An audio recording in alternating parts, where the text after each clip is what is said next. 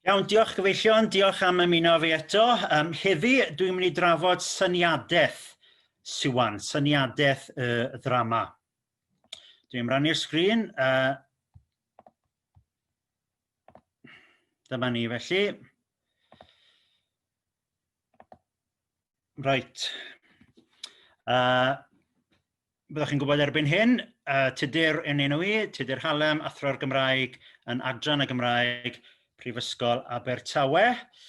Dwi am bwysleisio eto, mae drama, darn o theatr yw Siwan. Mae'n llawn digwydd, a'r digwydd yn y geiriau, yr egwyddor sydd ar waith yw hen egwyddor yr Abe Dobinioc, parle c'est agir, right? Dweud yw gwneud. Drama am deimlo'n ynysig, drama ar gyfer y cyfnod clo. Right? Dwi am bwysleisio hynny hefyd. Right, thema'r ddrama, wel, o leia heddi yw y naid. Y naid. Beth yw'r naid? Wel, dyma ddyfyniad gan Saunders Lewis. Mi dybiaf fod mentro popeth ar siawns, rhoi naid i'r gwyll, heb wybod ai tir a'i beth fydd dan draed panlanier, a hynny mwyn serch neu gyfaill neu wlad neu anrhydedd neu chwerthin, yn rhan o gymeriad pob mab a merch o galon uchel. Mentro popeth ar siawns. Mae'r bobl sy'n barod i wneud hynny yn rhai y mae Saunders Lewis y dramodydd yn ei edmygu. Nawr, fe allan ni ddadle, right, bod y fath nodwedd yn amlwg yn ei fywyd ef ei hun. Mae'n neidio i Gymru o Loegr, wedi eni wrth gwrs yn Wallasey. Mae'n neidio at y ffydd Gatholig bod ei dad yn weinidog Methodist, Protestant. Neidiodd y fyd academia i fyd gwleidyddiaeth a gwneud y Gymraeg yn fater politicaidd. Yn 1925 mae'n cyd-sefydlu Plaid Genedlaethol Cymru.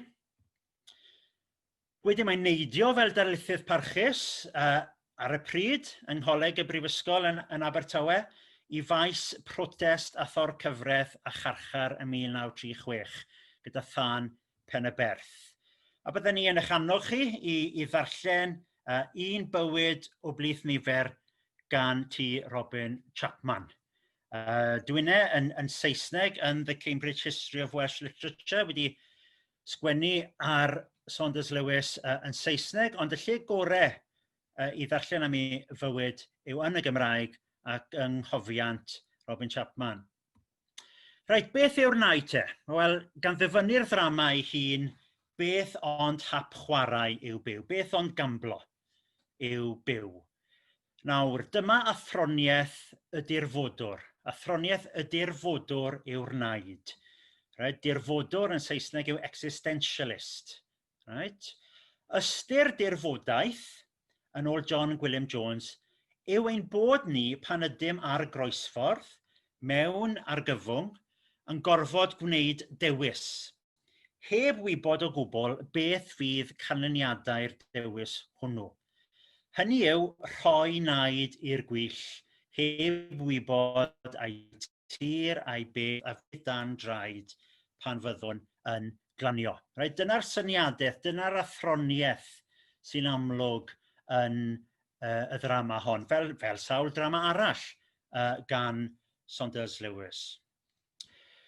Nawr, tad dirfodaeth oedd Soren Kierkegaard.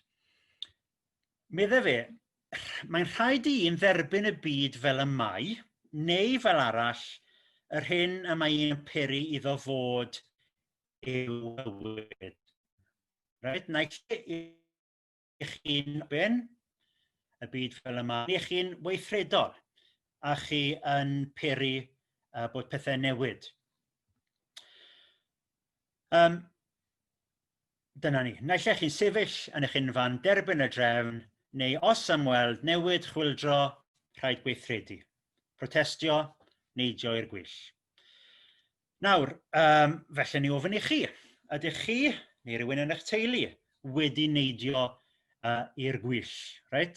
Felly gewn ni sgwrs am hyn wedi'r ddarlith. Yn fach o si, mae'n ambell foment. Yn enwedig pan ych chi'n gwneud rhywbeth am y tro cyntaf. Ceisio am swydd, symud y teulu i wlad. Mae yna naid i'r union fydd y canlyniadau. A byddwn ni'n dweud taw'r adegau hynny efallai yw rhai mwyaf cyffroes yn fy mywyd i wrth edrych nôl. Hynny yw ambell foment lle mae yna gryn dipyn yn y fantol. Right? Ceisio am swydd, symud y teulu, gallwn ni ychwanegu priodi. Right? Mae hynny'n thema wrth gwrs yn y ddrama. Meddai Kierkegaard, mae'n amhosib byw heb nwyd. Right? Heb nwyd. Nwyd angerdd yn Gymraeg. Mae yna ddau air ar gyfer passion. Right? Nwyd ac angerdd. Dwi'n dewis nwyd falle fan hyn achos wrth gwrs mewn perthynas â Siwan mae yna elfen rywiol yn perthyn i stori'r cymeriadau ac mae nwyd rhywsut yn cyfleu hynny yn fwy nag angerdd. Mae un yn dod o hyd i'r nwyd drwy neidio i'r gwyll. Right? Pan ych chi'n cerdded i fewn i'r cyfweliad, right? Mwy na thebyg ma'ch calon chi'n curo. Right? Pan ych chi'n cymryd risg, dweud bod chi, wedwn ni yn gamblo'n llythrenol, right? Ac yn rhoi eich holl eiddo, right? Ar ryw fet, wel, mae'n siŵr eich bod chi'n chwysu wrth aros am y canlyniad. Fel enghraifft o'r naid ac o deimlo'r nwyd, mae Kierkegaard yn enwi Abraham yn y Beibl. Mae Duw wedi dweud wrth Abraham y bydd e yn sylfaenydd i genedl, y bydd yn dad i genedl. Mae'n hen, fe a'i wraig yn hen, ond drwy drigaredd mae Duw yn rhoi mab iddyn nhw, ond mae Duw wedyn yn gofyn iddo fe aberthu ei fab.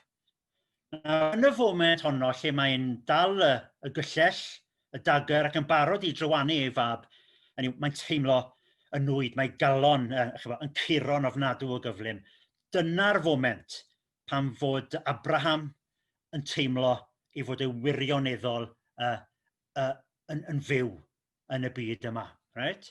Dyw e ddim yn gwybod y canlyniadau. Dyw e ddim yn gwybod, wel, sut ydw i am fod yn dad i genedl os dwi'n gorfod aberthu fy mab. Ond yn y foment honno, mae'n gweithredu. Nawr, dim ond trwy daflu hun i sefyllfaoedd yn fydd yn cynhyrfu ei nwydau, felly mae person yn dod o hyd i'r emosiwn yma, i'r teimlad yma, i'r nwyd. Right? Felly mewn ffordd y nwyd, y naid yw'r nwyd a'r nwyd yw'r naid. Nawr felly dyna'r syniadaeth, dyna gyflwyniad cryno iawn i chi i ddirfodaeth. Nawr o edrych ar Siwan, right, y ddrama, gallwn ni nodi bod y tri phrif gymeriad yn neidio. Mae'r tri yn cymryd risg. Siwan, Llywelyn Fawr a Gwilym Brewis. Mae naid y tri'n wahanol i'w gilydd gan nad yw'r tri yn edrych ar fywyd yn yr un modd. Beth yw bywyd? Bywyd fel y mae neu'r hyn mae un yn peri iddo fod. Nawr mae yna gymeriad arall wrth gwrs, Alice yn y ddrama. Dolen gyswllt rhwng eraill yw hi yn ôl Emyr Edwards ac eto mae'n gymeriad pwysig. Mae'n ymddangos yn y tair act ac yn wir yn rheoli'r ail yn gyfan gwbl. Ewn ni gyntaf i gyd at Gwilym Brewis. Nawr ar un olwg dyma'r neidiwr mawr yn mentro i stafell y dywysoges ganol nos. Yng ngeiriau Saunders Lewis mae'n mentro popeth ar siawns. Mae ei hunan yn dweud mi rown fy nheyrnas i gyd am y noson hon gyda thi.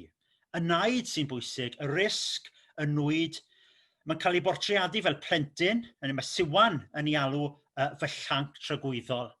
Falle weithiau fe welwch chi plant yn llawn cyffro, right, yn neidio yn ei hunfan. Wel dyma yw Gwilym Brewis, right? Plentyn sy'n hoffi teimlo y nwyd, sy'n perthyn i ddirfodaeth. Mae'n debyg i Dewi yn y ddrama Cymru Fydd, drama arall gan Saunders Lewis. Does gan blentyn ddim ond heddiw, meddai Dora, sef mam Dewi. Ac meddai Dewi wrth bet i gariad, does gynnon ni ond heno ydy'n tynged ni. Right? A dyma'r math o feirniadaeth gymharol sy'n codi trafodaethau deallusol i dir uwch. Felly darllenwch da chi rai o ddramau eraill Saunders Lewis. Ystyriwch y llinell, bydd heno'n ddigon heno a heno i mi yw byth. Un o'm hoff linellau ni o'r ddrama Siwan. Bydd heno'n ddigon heno a heno i mi yw byth. Mae'r rhythm y llinell yn hyfryd. Wel, yn y ddrama Esther, meddai Ahasferws, chei di ddim ffarwelio, fi pia ti, heno ac gyfori. Nawr, wrth gymharu y llinellau hyn, i ni'n gweld bod yr agwedd, yr athroniaeth yn Siwan yn wahanol. Ymlaen â ni, pam fod Gwilym yn neidio? Right? A'i neidio mwyn neidio mai, mwyn y wefr. Right? Mae ei hunan yn dweud yn blentyn, hela, hap chwarae a rhyfel fi fy elfen i. Hynny yw, dyma yw fy natur i. Hynny yw, dwi'n hoffi hap chwarae. Right? Mae'n neidio achos dyna yw ei gymeriad e. Right? A'i mwyn serch? Wel, mae yn dweud wrth Siwan yn yr act gyntaf, fe wyddost fy mod i'n daddoli. Right? A'i mwyn chwerthin. Right? Mae Siwan yn ei garu am i ti chwerthin ar berygl. Un peth sy'n sicr ar ddiwedd act 1, mae yn chwerthin. Hynny yw, mae'n chwerthin am i fod yn deall fod y sefyllfa yn abswrd. Yn y cyfnod hwn, doedd tywysogion ddim yn caru i gwragedd, ond mae'n gweld fan hyn, dyma yw wrth gwrs y drasiedi. Mae Llywelyn yn caru wraig, ond erioed wedi dweud hynny wrthi. Ac felly mae'n chwerthin, mae'r sefyllfa yn abswrd. Enw arall i chi, Jean-Paul Sartre, yr athronydd o Ffrainc. Enw arall sy'n cael ei gysylltu â dirfodaeth. Gwelodd fod yr ymdrech hon o geisio datblygu'n unigolyn sy'n bodoli ar adegau yn abswrd. Pam? Ein bod yn trefnu ein bywyd mewn perthynas â rheswm, weithiau fe fyddwn nhw'n cael ein hunain mewn sefyllfaoedd di-synwyr sydd megis y tu hwnt i reswm. Dyna sefyllfa Gwilym brewis. Mae'n abswrd fod y tywysog yn caru i'w wraig. Wrth gwrs, mae wedi camddehongli cymeriad y tywysog. Pedofnau Llywelyn y gwaethaf gwladweinydd yw ef, fe gadwai ei lyd nes cael gen i'r castell y miell, rwy'n nabod y tywysog o na dwyt ti ddim. Right? Dyna i wendid, dyna i fai e. Right? Mae wedi camddehongli cymeriad y tywysog. Hynny yw, mae wedi cymryd risg ar sail resymeg sy'n anghywir. Ac wrth gwrs, mae yna gost i'r naid. Nid i gastell, ond ei fywyd. Ac yn eironig ddigon mae'r naid, drosiadol yma yn act 1, yr hap chwarae, mentro i stafell y dywysoges, mae hynny'n arwain at naid lythrenol yn yr ail act, pan mae'n neidio i'w farwolaeth adeg y crogi. Nawr, dyna Gwilym brewis. Llywelyn te, wel, mae Llywelyn yn gymeriad mwy cymleth na Gwilym, gan fod y carwr yn cuddio y tir gwladweinydd. Mae'r syniad o wisgo masg wrth gwrs yn holl bwysig i'r theatr. Wel, mae Llywelyn wedi gwisgo masg am chwarter canrif. Mae gwrthdaro rhwng yr unigolyn o ŵr a'r tywysog sy'n arwen gwlad. Ar yr wyneb, mae'n ymddangos mai dyn yn derbyn y byd fel y mae yw Llywelyn. Mae'n dweud ei hunan, gwleidyddiaeth oedd ein priodas ni ar glwyddes. Right? Yn yw gwleidydd yw e. Ond yn ddiarwybod i'w wraig ei hun, mae e yn ei charu. A dyma'r cwestiwn mawr, onid dyn yw tywysog ferch? Right? Yn yw pam bod canodd y bobl yn hoffi darllen cylchgronau am fywydau celebs? Wel, Ar hyn o bryd mae'r newyddion yn llawn hanesion am Johnny Depp. Right? Yn yw pam, wel, dyn ni am weld bod yr enwogion yma yr un mor feidrol ac yr un mor gymleth â ni. Dyma sair holl densiwn y ddrama. Nid yn unig y ceir hollt rhwng y cymeriadau ond ceir hollt ynddyn nhw i hunain hefyd. Right? Ydy mae'n dywysog ond mae hefyd yn ddyn. Yn yr un modd, Siwan, ydy mae'n dywysoges ond, wel, mae am fod yn ferch. Drama ddirfodol, right? Drama ddirfodol yw hon. Wel, beth yw problem Llywelyn?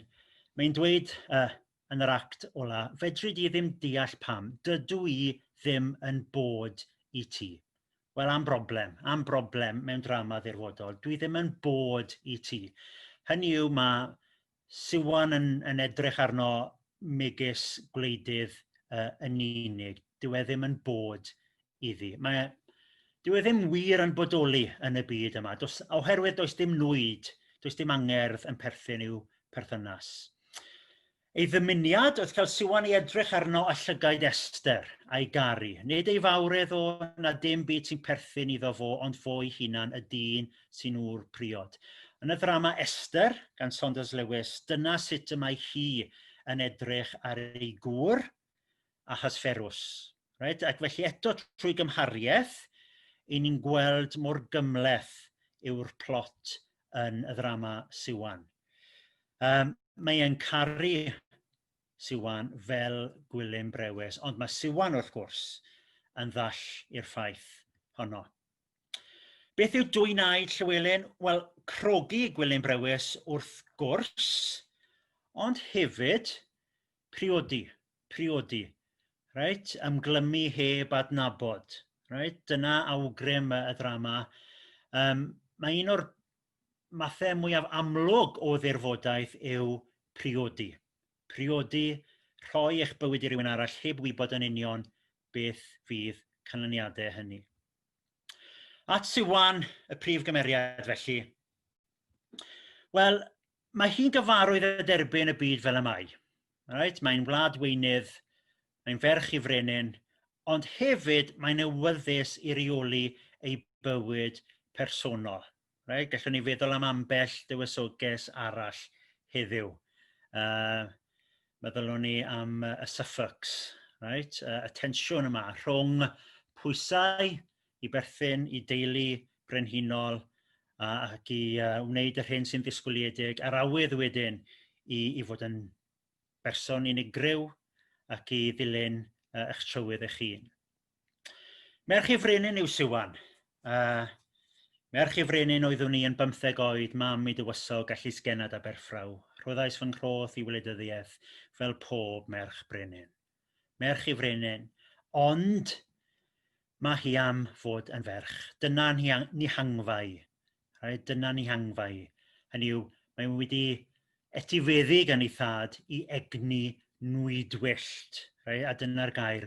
Mae'n desyfu'r nwyd. Ac wrth gwrs mae yna awgrym yn y ddrama fel Ffrancus i bod hi rywsut wrthreddf yn fwy nwydus na'i gŵr o Gymro.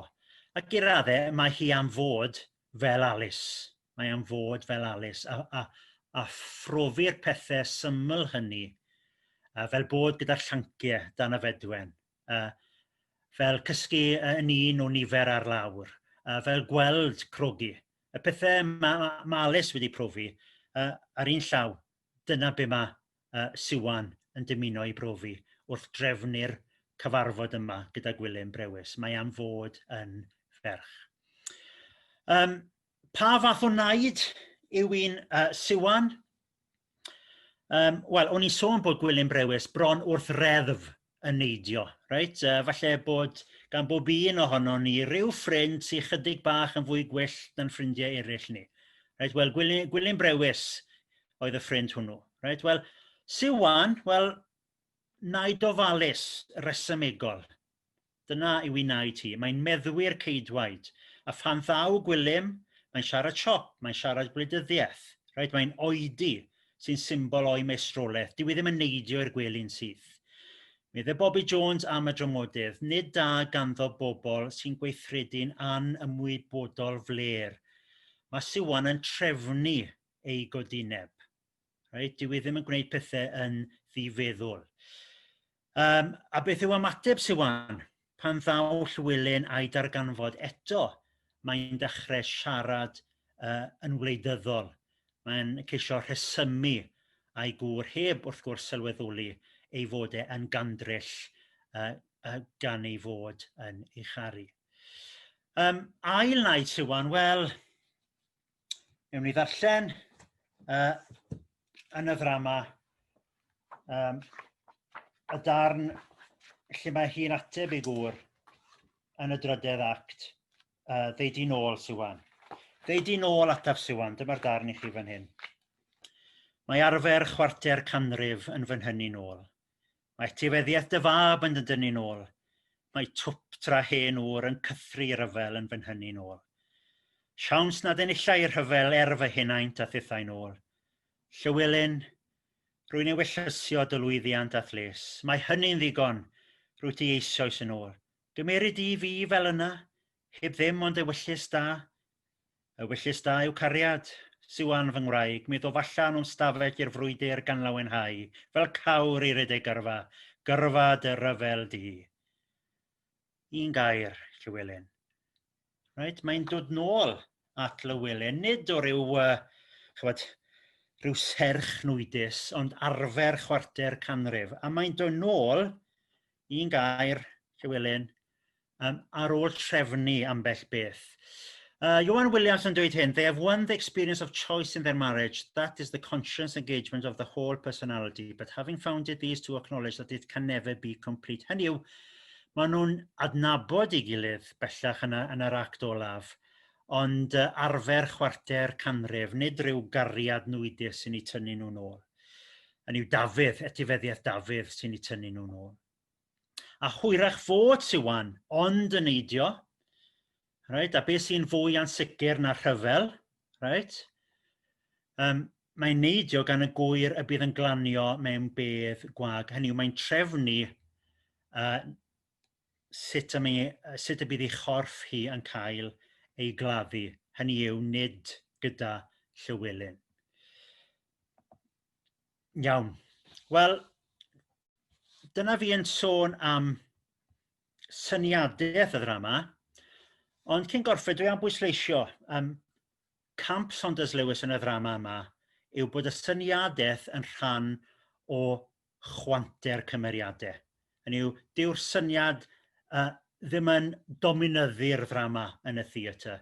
Yn hytrach na hynny, cymlethdod seicolegol Siwan, y ffaith ei bod hi mor fregus ac eto mor rymus, hynny sy'n apelio, a hynny sy'n gwneud ddrama yn ddrama fawr.